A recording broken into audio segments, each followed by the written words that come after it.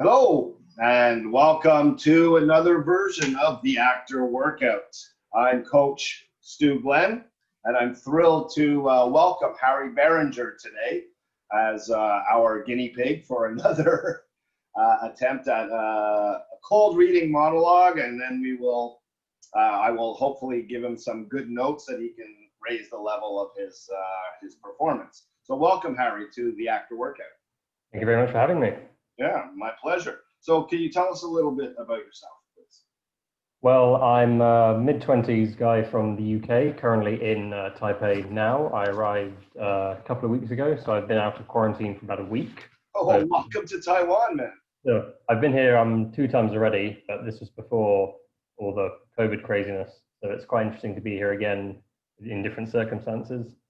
My acting background goes back quite a long way. I'm not formally or professionally trained in anything, but I've got years of experience that started in doing plays going up through school, which was lots of different genres, from ensemble pageants and kind of variety evening comedy shows to sort of opera, where we kind of sing, speak our lines. Of course, lots of Shakespeare as well. And then I continued that in my bachelor's degree when I went to university. I was part of the theatre society in the University of Maastricht in the Netherlands. Oh. In that theatre society, I started out as just a regular kind of bit player in the ensemble, and I slowly started getting more and more important parts. Ended up getting the lead roles in a couple of productions, which I was happy with. And then after doing that, in the later years of my degree in the Theatre Society, I took on a bunch of script writing and producing and also directing roles, which was very interesting to see the process from both sides, both as a performer and then a director as well. Fantastic. Yeah, I think directing is a really important skill to have for an actor. So yeah, it definitely gives you more sympathy for them.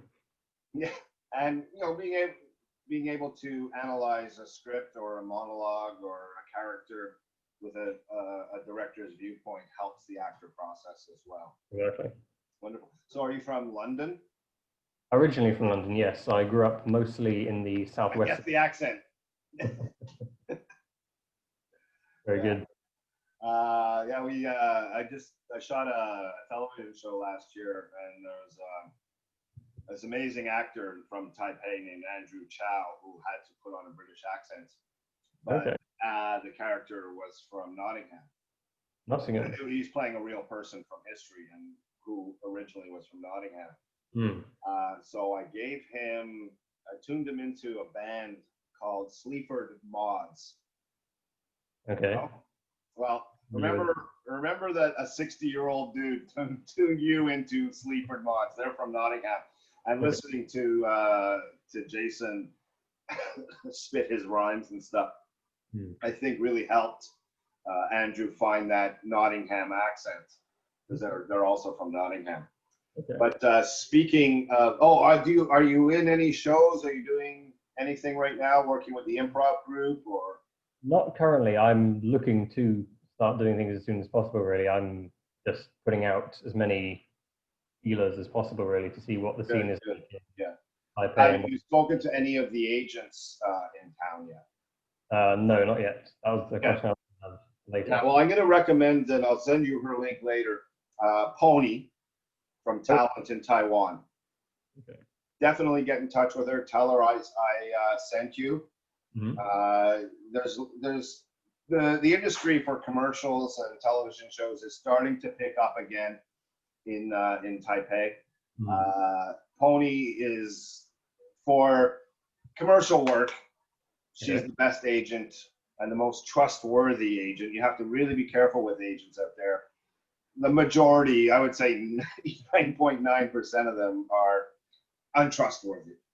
Really? Given your I've been doing this over 12 years in Taipei, over 30 years in my life. But it's a really, there's a lot of scumbuckets out there that will rip you off and send you out for auditions just because they want numbers out there to show that they have a big stable, a big roster. But Pony, I've worked with her for about 8 years now, and I'm really happy with what she brings to the table. So Pony, Ponny, I'll send you a link afterwards from Talent in Taiwan. So a little plug for Pony out there too. Always happy to plug Pony, and she'll send you out on auditions. Remember though, you don't have an open work permit, so never ever go onto a set in Taiwan without a work permit for that. It's totally illegal, and you risk deportation. And there are a lot of people, a lot of these agents will snitch on you if they see you on a set and they know you don't have a work permit. You can count on.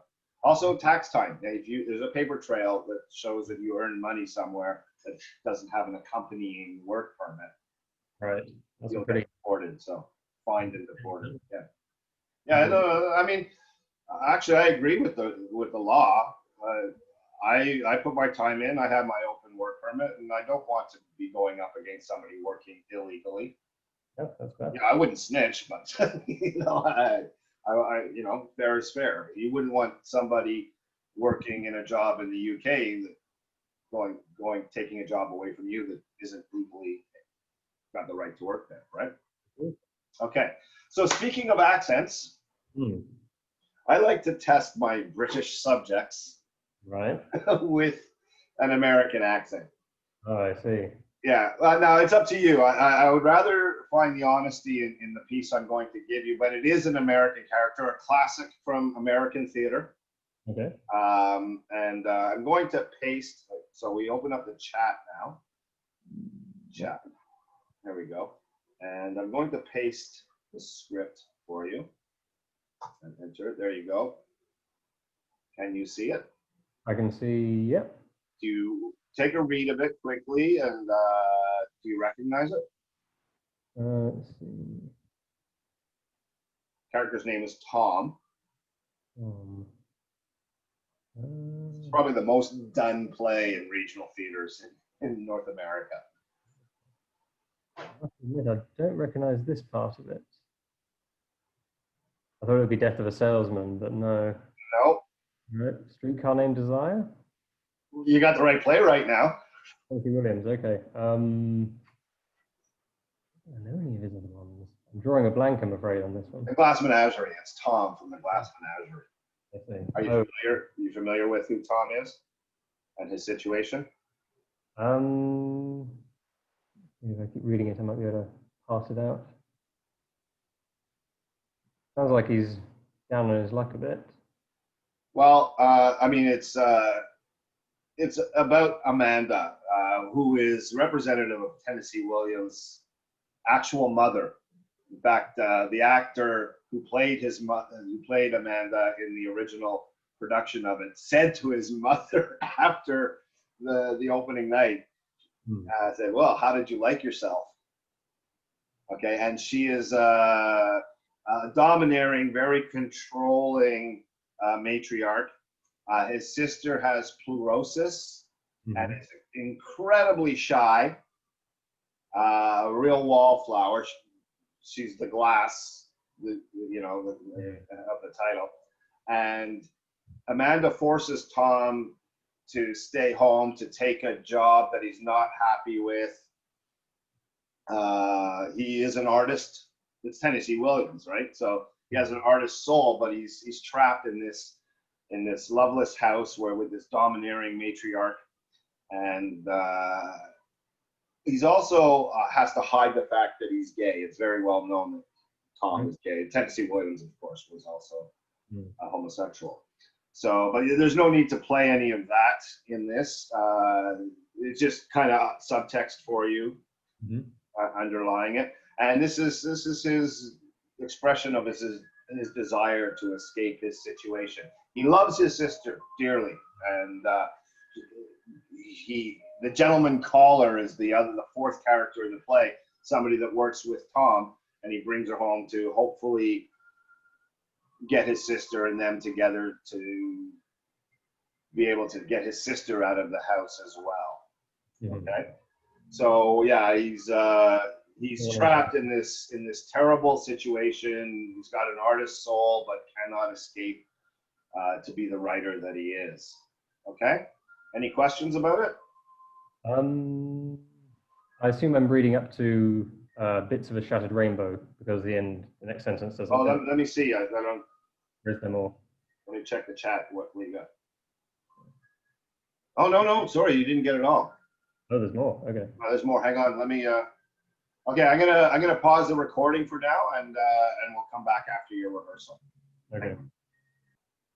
And we're back, and we're ready to present our first reading of Tom from the Glass Menagerie by Harry Beringer. And your own time, Harry. You. I didn't go to the moon. I went much further. For time is the longest distance between two places. Not long after that, I was fired for writing a poem on the lid of a shoebox. I left St. Louis. I descended the flight steps of the fire escape for a last time and followed from then on in my father's footsteps, attempting to find in motion what was lost in space. I traveled around a great deal. The cities swept about me like dead leaves, leaves that were brightly colored but torn away from their branches. I would have stopped, but I was pursued by something. It always came upon me unawares, taking me altogether by surprise. Perhaps it was a familiar bit of music. Perhaps it was only a piece of transparent glass. Perhaps I am walking along a street at night in some strange city before I found companions. I passed the lighted window of a shop where perfume is sold. The window is filled with pieces of colored glass, tiny, transparent bottles in delicate colors, like bits of a shattered rainbow. Then, all at once, my sister touches my shoulder. I turn around and look into her eyes. Oh, Laura, Laura, I try to leave you behind me, but I am more faithful than I intended to be. I reach for a cigarette, I cross the street, I run to the movies or a bar, I buy a drink, I speak to the nearest stranger. Anything that can blow out your candles. For nowadays, the world is lit by lightning. Blow out your candles, Laura. And so goodbye. Very nice, bud. Very nice. Thank you. Very nice. Really good stillness. Because this is acting for the camera, even though we're using a piece of theater, and it's very different. And with all your background in theater training, I was expecting a lot more movement out of you, and you had a really good stillness. Right. Yeah. You're framed, right? Okay, so that said, when you play this back, and there was not a lot of this, but a tendency to frown a little.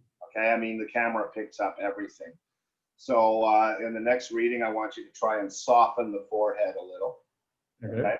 There was a nice change of pace there because it was starting to fall into kind of a rhythm. But then when you started talking about all the different things that you do, the things you're grasping at to escape, you went on a nice little tear there. I think, but then let me just bring up the exit full screen. I want to look at the script here.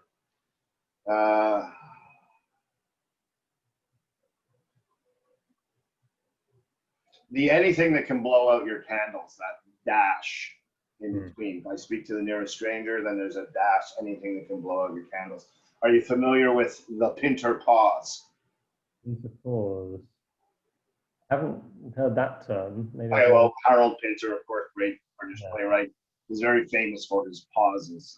So famous that there's 5 different types of pauses, varying in duration. A ... is one kind of pause.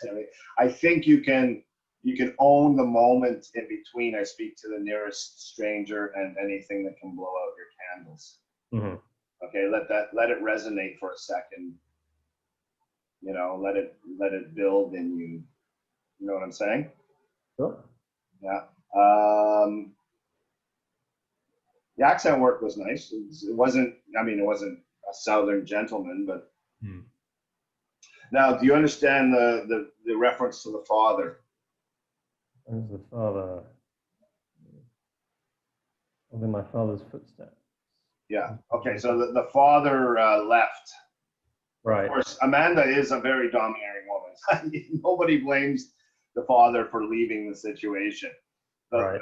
The famous line is, and I'm paraphrasing, he was a telephone repairman that fell in love with long distance.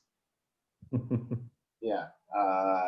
So that's what escaping Amanda. Right.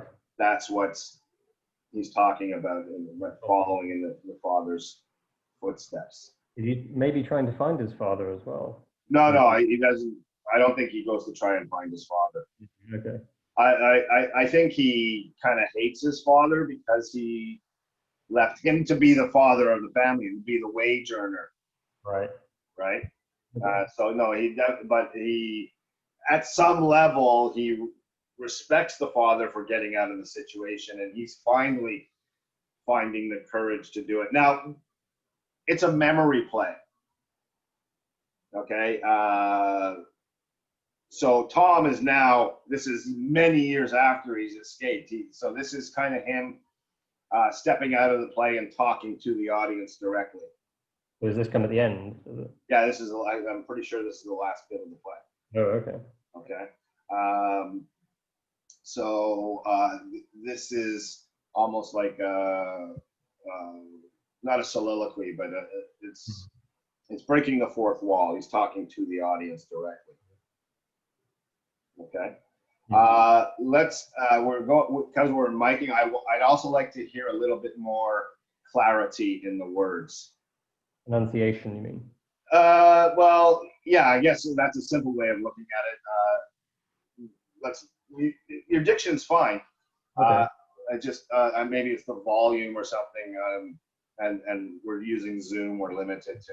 But let's put some oomph into the reading, a little more oomph. Okay. Okay. You going to try and accent or try something else? Sorry, say that again, please.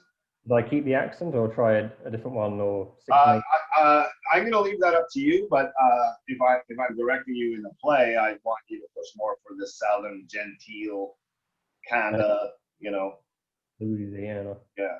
I mean, what I would do if I was doing this was just kind of think of myself as a cowboy. And then, given the limited, like this is a cold reading pretty much, right? Yeah. So over the weeks of rehearsal, we would find more nuance, but for now, just to try and find that Americanism and you just go for a cowboy kind of thing. All right. Okay. Do you want a bit more time to rehearse? Yeah, I think I'll take a couple of minutes. So we're going to pause the recording again and give you 10 minutes this time. Okay. Cool. All right. We'll see you in 10. And we're back and ready for take 2. All righty. Whenever you're ready. A little louder this time, please. Sure. I didn't go to the moon. I went much further. Time is the longest distance between two places. Not long after that, I was fired for writing a poem on the lid of a shoebox. I left for St. Louis.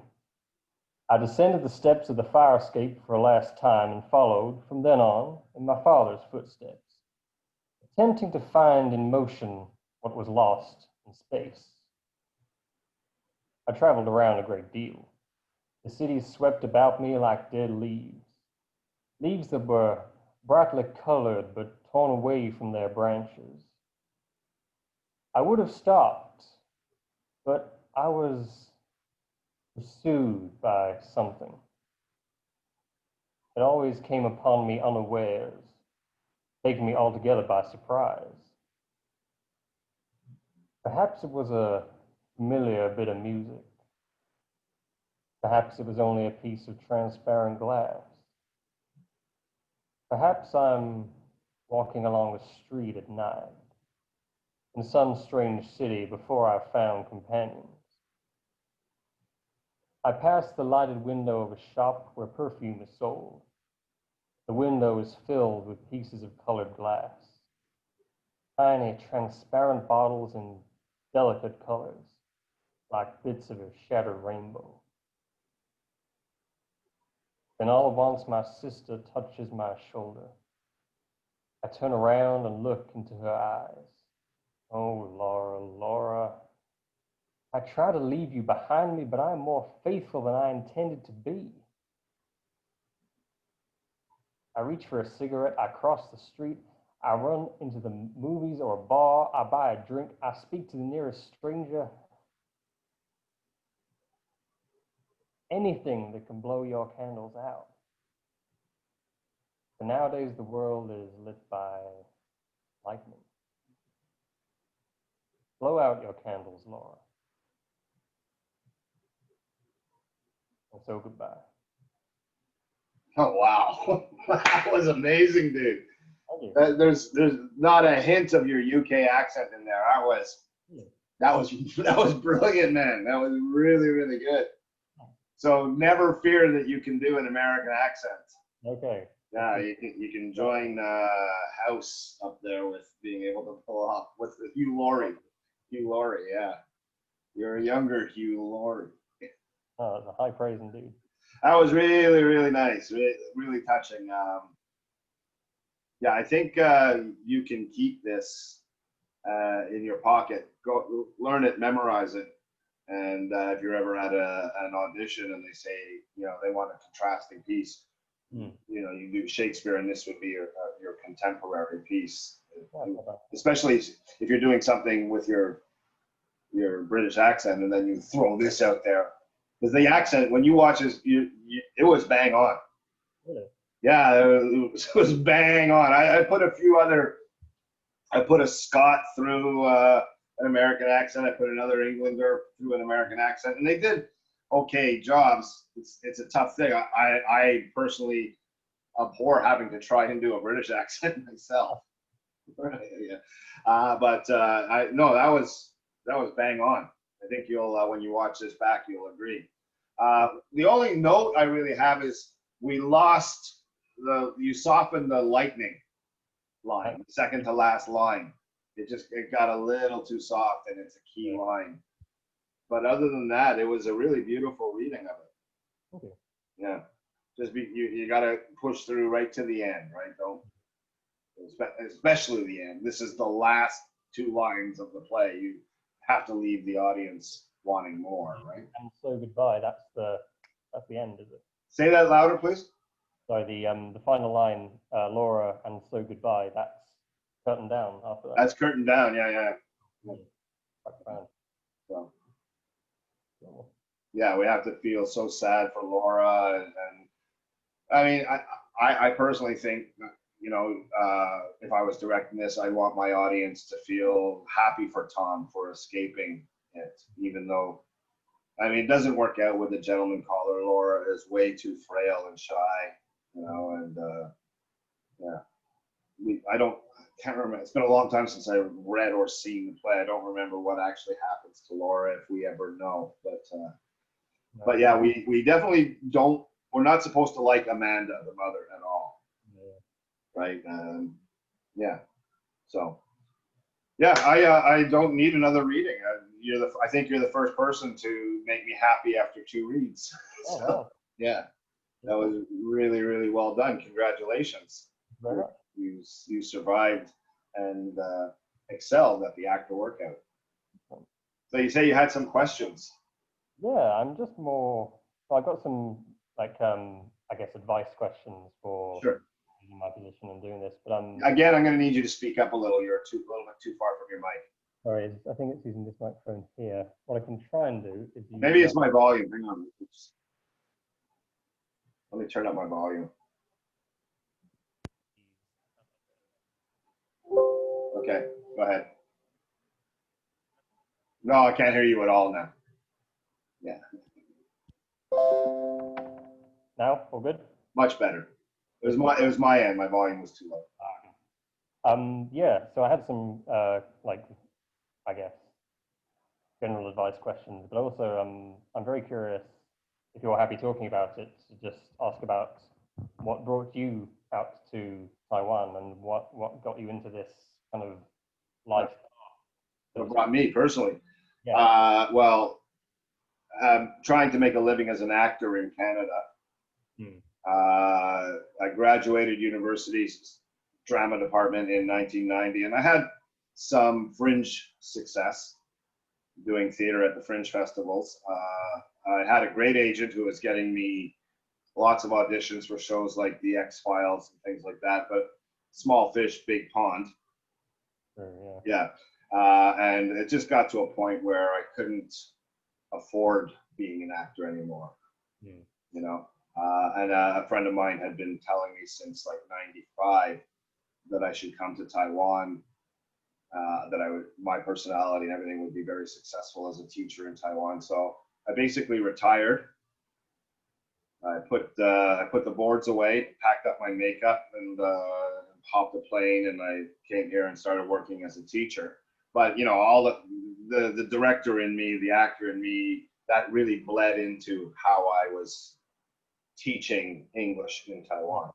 Oh, English teaching is a performance. That's what I've. No, I was just teaching English. I started working with little kids at Kujen Mayu, and then I couldn't handle the concept of how they were teaching children, so I switched into the adult market. And pardon? The adult teaching companies, which one? Yeah. I worked at Corner Wall Street, Trinity, pretty much all the adult bushy bands, and then at David's, and eventually I started to invent a process that would help people improve their English, build their confidence, and things like that, help Taiwanese people.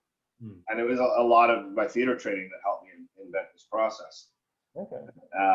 But eventually I got my time in and was able to get my open work permit. And once I got that, I was able to do any kind of work. I landed an agent, one of the unscrupulous ones, and started doing commercials. I was booking a lot of commercials. Now I was big fish, small pond. Right. And so I just started booking commercials. But I like the idea of doing theater again. That wasn't going to happen. I don't know if you ever heard of the man named Brooke Hall. Oh, yeah, he's kind of like the father of theater in Taiwan. Okay. He started a theater company called the Lab. He ran acting classes up there and did a whole bunch of productions, full-length play productions. And he invited me to play the lead in Wait Until Dark, a play that he was putting on, without an audition or anything. We had been friends for a couple of years beforehand. I was actually his agent for a little while. And then, yeah, so he offered me the role, and I got drawn back into the theater life. Right. Pardon? No, Brooke left us. He went to teach drama in Vienna. A dream job. Oh man, I was so happy and proud of him, but it left a big void in Taiwan's theater scene. So now a couple of us that were in that play have tried to pick up the mantle. John is doing the Taipei Shorts. I think they're just running their third season of Taipei Shorts. And I did a really weird production of something called White Rabbit, Red Rabbit about a year and a half ago, where the actor gets the play sight unseen while he's on stage. He's given the play and sees it for the first time and has to read it. It's all cloaked in secrecy. You have to sign an NDA and stuff. And so I created a festival of it. I cast 8 actors, including myself, over a weekend. And so I kind of reversed the dynamic between the audience and the actor. Because if you stayed for a second show, you knew what was going to happen, and the actor didn't. Interesting. Yeah. And, you know, I can't give anything. I have an NDA about the play. I can't give anything away about the play. But it was a bit of a letdown. It wasn't that great. There were some moments in it, and it was fun to do. But if I had seen it before, I never would have produced it. Okay. Well, it's an experiment. Yeah, it was experimental theater, and we did it at the Red Room, and you know, we had a very unique way of selling tickets. We just said, "Come on in." and then based on how you feel, tip. Ah, Pay what you think it was worth. And I really wanted to, because we knew the playwright was from Iran, and that he wrote this play because he was not allowed, he was under house arrest, he wasn't allowed to leave Iran, so he let his words get out there. wow. And so the idea of being trapped, I was hoping, we had a postage stamp on the stage, like basically an area run, and I set it in the round, and I wanted the actor trapped inside by audience. And a couple of Brooke drew a pretty big crowd, Charlie Storr drew a pretty big crowd, but for most of us, we had a smattering of audience and didn't get that claustrophobic feel that I was hoping to. That sounds very intense. Yeah, it was a bit depressing, and I kind of drew into myself for a while after that. Yeah, with the void that Brooke left, we had a regular Monday night acting class that was attended by 12 to 15 people every Monday, and there is a pretty strong and vibrant community here. And so I started tapping some of my friends to do this actor workout, just a concept I came up with. More recently, this genius of a guy from South Carolina wrote a play called Shakespeare's Robin V. And it's supposed to be a lost script of Shakespeare's about Robin Hood. And it supposes that Robin and Richard the Lionhearted were in love with each other. Right. And it's a touching love story, but it's also hilarious, filled with homosexual innuendo and stuff like that. And so we put together a group of people, and we did we workshopped the play. Sorry, you got to take a call? All right, I'll just mute it. Yeah. And that was very recently, we workshopped that play, and you can find on my YouTube channel a lot of rehearsals that we did through Zoom. This was like at the height of COVID. So we had a bunch of people from the Taichung Improv group and some local actors from up here in Taipei, and we met pretty regularly, and we workshopped the play for Jamie and wrote a few new scenes into it. And I've now got the play on the desk of the dean of my faculty from back in the uni days in the 80s, and he's reading it and he's going to give us some feedback on it. We hope to one day produce it, but it's a behemoth. It's 16 people in the cast.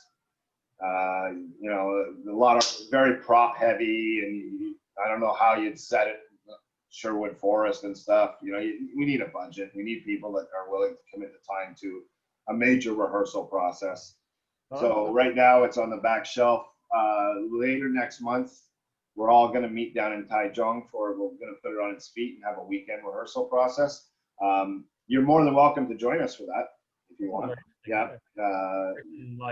Traditional Shakespeare, or is it modernized? It's written in iambic pentameter, a lot of internal rhymes. It's quite intelligent. Out of a guy, I like to call him a redneck hillbilly, but he's actually a genius. He's a poet, and it's just so surprising to y'all hear him talk, y'all and stuff like that. But what he's put on the page is quite brilliant. I read about 12 pages of it when he first tried to join the group that you just joined in Taipei, the foreign actors and comedians in Taipei, actors.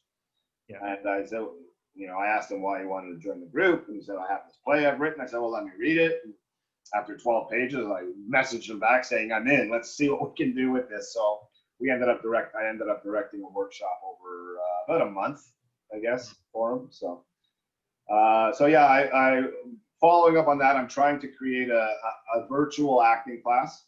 Because with breakout rooms and with the speaker view, we can use Zoom to do scene work as well. So the actors workshop is something that I use to introduce myself, to give you a crack at what you think of my directing, and then hopefully you'd want to join an online acting class that I'm hoping to set up in the future. Right now, there is a way to sign up for it, but nobody's signed up for it yet. Okay. So it's that kind of thing where you put yourself out there, you try all these things, and then you get no feedback, and it's a bit depressing. But I'm the type of person that always picks himself up, dusts myself off, and keeps moving forward. 59 years old, still acting. So Oh, good. Well, Yeah. best is yet to come. So that's my bio. Interesting. Yeah, What that's can I help you with? yeah. This Shakespeare play sounds like a very interesting. Yeah, it's pretty cool. I'll send you the script and you can read it. Thank you. Yeah. Is this the Brook Hall chap? Is his lab thing still going, or did that leave with him? No, no, no. He actually created a black box theater up in up towards Beto, like in South Beto. Yeah. Now I think that was the major reason for lack of huge audiences and success was location, location, location. Right? It was a long way away, and I live in Shindien, so for me it was an hour drive to rehearsal every night, an hour, 45 minutes back, and you know, and it was a very long rehearsal process because it's amateur theater, so we're only getting together 3 or 4 times a week, 3 or 4 hours at a time. Yeah. I think it's a little overly long, but still, it was an amazing experience. Made some great friends, and I would do it again. Yeah. And he I don't know, he did a dozen plays over 5 years or something like that. Okay. He actually had a season or two. So yeah, but the building that housed the Black Box Theater changed ownership or something, and it just all fell apart on him. And at about the same time, he got offered the job in Vienna. So right now there's the Taipei Shorts, Okay. and that's John. I'll send you can just there's a Facebook page for it. I think they're in the process of doing their performances this weekend. Okay. But they do it hell and gone in Xinzhuang again, location, location, location. It's really tough to get to. But that's 5 or 6 local people writing short plays, 10 to 12-minute plays, and then they're given a director, an audition process, and the directors cast the actors, and then they put on an evening of these short plays. Nice. There's also the Formosa Improv Group, or FIG, that meet on Monday nights. So improv, of course, is something I resisted a lot of my career, but I'm more realizing how important it is, and I'm blessed to have actually been trained in my early days by the inventor of theater sports, Keith Johnson. Okay. If you study your British theater history, his name will pop up as part of the angry young men of the 60s, John Osborne and all that. He was part of the group that helped overthrow the Lord Chamberlain and ended censorship in the UK. Stuff like that. He's in Europe. He's a massively famous and respected director. He was a professor at my university, and my first acting teacher, Keith Johnson, wrote the Bible for improvisation called Impro. Yeah. Yeah. So yeah, I realized, and I'm actually thinking of going out with Fig myself and working out with them a little bit and seeing and improving my improvisation skills. A lot of these auditions I go on, they just give you a situation and you have to improv your way through it. So you say they meet on Mondays, is that right? yeah, Mondays at the 2-3 Comedy. Again, they have a Facebook group, so Fig or Formosa Improv Group. Okay. Cool. Yeah, in Taipei, that's pretty much the actor workout and what I'm trying to get called Zoom Rehearsal. I have a Facebook group called Zoom Rehearsal. That's where I'm trying to start an online acting class. Then there's John as the Taipei Shorts. And then professionally, if you want to get paid a little bit of money, it's never going to be a full-time job. It's but your skills, your look, everything, you're going to move the merchandise. So get in touch with Pony today. Go up, have her take some pictures of you, bring a few different looks, a business look, a casual look, a sporty look, and go help her build you a portfolio. You don't have to tell your job about it. Okay. If you do land a gig, she will get you the work permit, so it'll always be above board, and you can just call in sick to your bushy band, or I don't know what you're doing, but you just call it sick.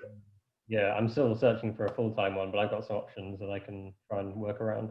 Yeah. So I keep my schedule wide open to book acting work.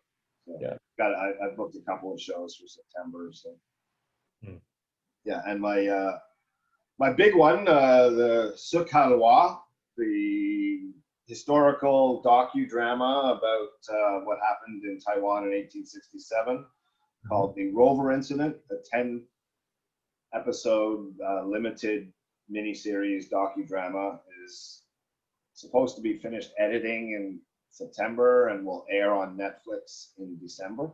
Oh, nice. Was that you directing? No. I'm an actor in that one. I play Dr. Patrick Manson, a historical figure in Taiwan's history. Okay. It was a part of this rover incident that happened that basically changed the direction of Taiwan's history. The result of this allowed for Japan to get a foothold in Taiwan in the 1880s, 1890s. What was the title again? Sukalwa Formosa 1867. Sukalwa is an Aboriginal word, or 3 words. And the rover incident is what it's about. There's a Wikipedia page about that. You can read about that. Anyway, it's going to be amazing. It's the most amazing project I've ever been involved with. Again, offered the role in the room. Didn't even have me audition. He met with me, told me about it, offered me the role in the room. That kind of respect that he showed me. And it was an arduous, it was shot in Kending, and I had to travel down there 8 times. Over a period of 3 months. So it was a lot of travel involved, a lot of hiking into sets and stuff like that. Did you take the HSR? Did you drive?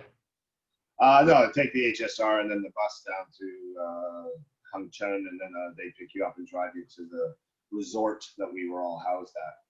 Were you filming in the summer? No, but it's still hot as hell. Thank God, because we were wearing heavy period costumes and stuff. Yeah.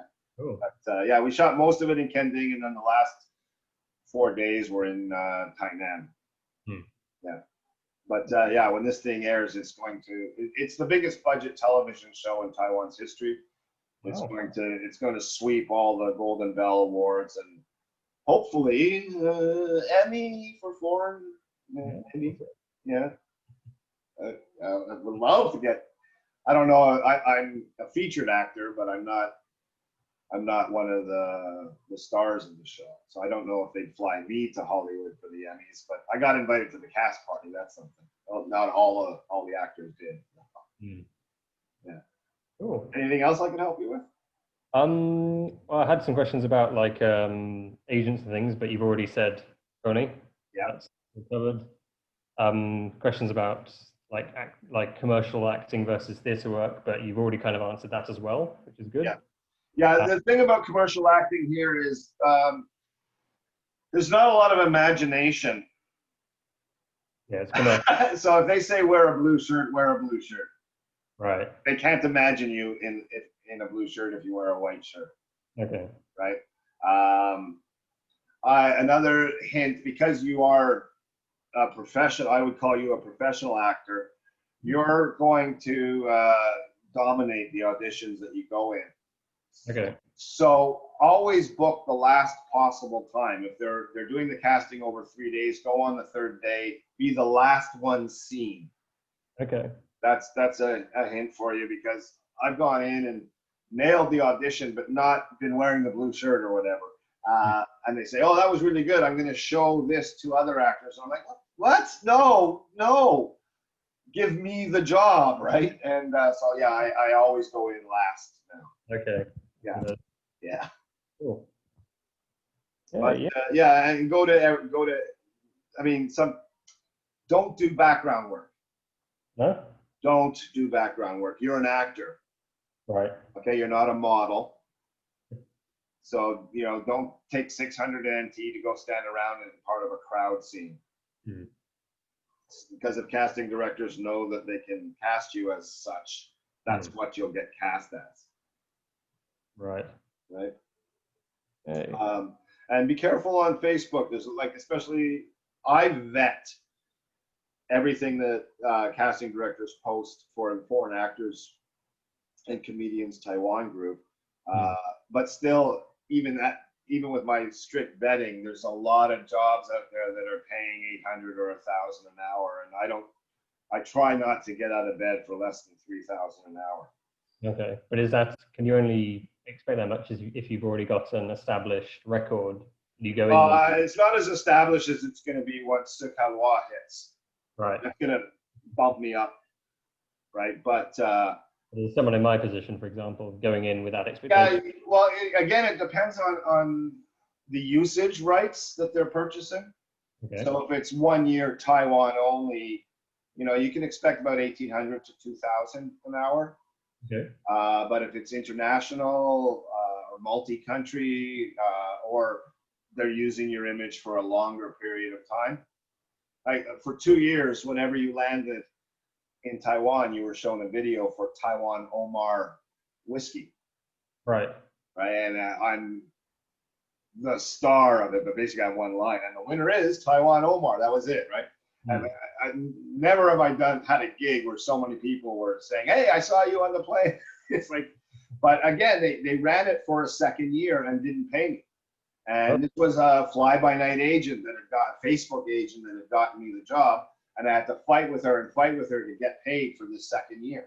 Right? Whereas Pony will take care of that. You don't never have to worry about Pony's integrity. Okay. So, yeah, like there's lots of jobs out there, lots of fly-by-night agents posting jobs on all the different groups on Facebook. But again, make sure they can offer you a work permit. I won't let them post on my group unless they say open work permits only, or we can get you a work permit. Got it. Right? It's really serious. There's agents that are you count on them snitching to Foreign Affairs Police and to immigration. Count on it. So, yeah. Yeah. What else can I help you with? I think that's everything. Yeah, that's all the questions I had. Yeah. Okay. Well, congratulations. That was an amazing reading. I think you're going to be really happy when you. I'll be posting this on YouTube in a little while, and then I'll put it on the Foreign Actors group as well. I'll cross-post it everywhere I can. Cool. I think you did a marvelous job. It was great meeting you, and I hope maybe we can share the boards together one day. I hope so too. Thank you very much for your time. My pleasure. Take care, man. Yeah. Bye-bye.